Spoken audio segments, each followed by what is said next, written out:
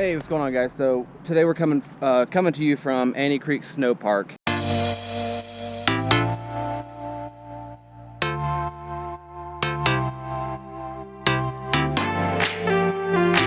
It is National Forest Service land that is a free campsite, I believe for 14 days, right outside of Crater Lake in Oregon.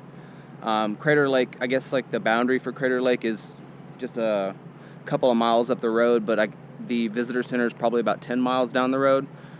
They have a snow shelter over there.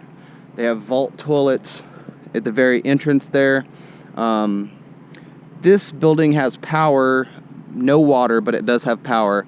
They have fire rings and the logs that they cut up here to like sit around them. There's a couple, there's one there. And then there's a road that goes back behind where our camper is there and down that way. And you can tent camp and whatnot down there. But yeah, we were talking to these forest guys, and they said that Oregon is trying to close down some of these places because I guess some campers are coming around and they're leaving their trash. So I mean, if you guys see this video, man, like, please pick up after yourself, because you're not just hurting it for yourself, you're hurting it for everybody else that wants a free campsite.